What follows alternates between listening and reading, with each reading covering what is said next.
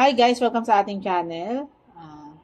Eto na naman tayo. Mag-explain na naman tayo ng konting idea about sa binebenta naming mga item. Especially ngayon, si printer na naman. So, meron kami ngayong printer dito. Kadi-deliver. Explain ko lang kung ano yung spec niya. I-unbox ko siya. Papakita lang natin. Ito si HP 750. All-in-one.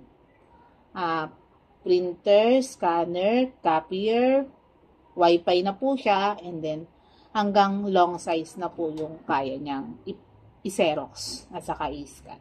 So, check natin yung loob.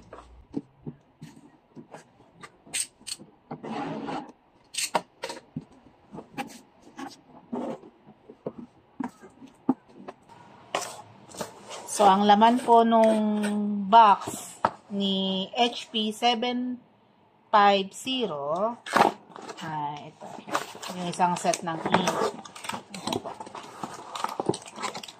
One set of ink, black, cyan, magenta, yellow.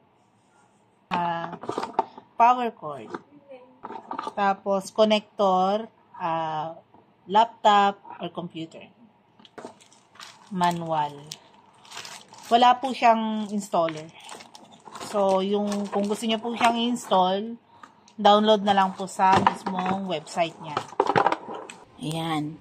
Yan po bali yung pinaka-itsura ni HP 750 printer. All-in-one function na po siya.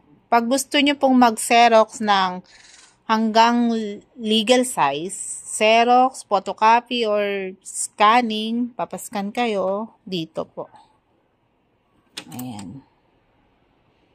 Search nyo lang dyan yung papel o yung document na ipo-photocopy or scan.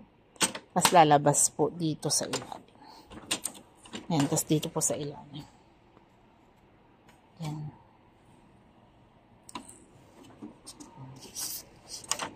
Ayan po siya. Yung itsura niya. Ayan. Pag gusto nyo naman po na hanggang A4 lang po yung laki na isi-xerox or i-scan natin, dito naman po siya sa flatbed. Ayan. Angat nyo lang po yan. Ayan. Hanggang A4 size lang po ang kaya dito na i-xerox or i-scan. Tapos, yung pinaka main tray niya po, usually sa mga HP dati, yung ibang HP sa taas, dito sa taas po. Pero ngayon po, dito siya. Sa baba. Ayan. Ito yung pinaka main tray po niya. Up to legal size naman po yung kaya. Pag nakasara siya, A4 size lang po yung laki niya pag nakasara. Pero pag gusto nyong ilagay na yung long size ng bond paper, ilagay lang po siya. Tapos, press nyo lang po sabay hila. Ayan. Tapos, spread nyo lang po yan. Yan po.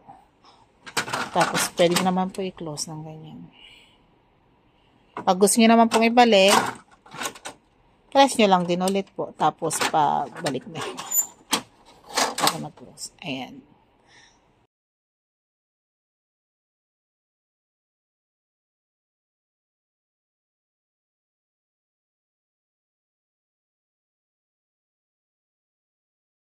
Pag gusto niyo na pong mag-refill ng ink, ito po yung mga tagayan. Pag magre-refill na po kayo ng ink, tapos ganyan na rin po makikita kung paubos na. Ayan. Dito po yung black, dito po yung tatlong colored, yellow, magenta, saka cyan.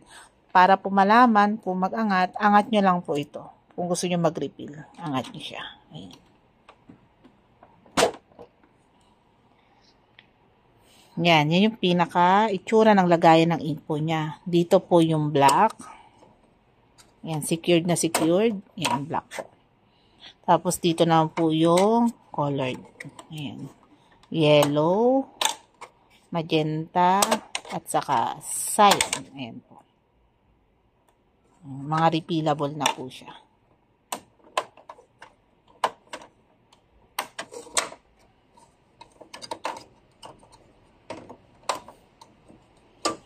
Tapos po, yung lagayan po ng pinaka-header niya dito. Dito po ilalagay. Ito po yung pinaka-indication niya.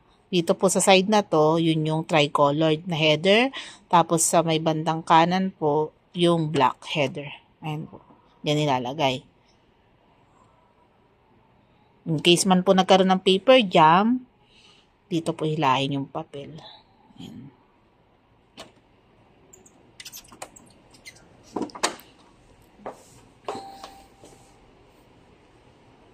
Sa likod naman po niya, ang itsura ng likod niya, ganyan. Pag nagkaroon po ng problema ulit sa paper, sa papel, nag-jump po yung papel, dito po. Diyan po yung buksanan niya. Hilahin na lang po. Tapos, close na lang po. Mga button po niya, Wi-Fi na po siya.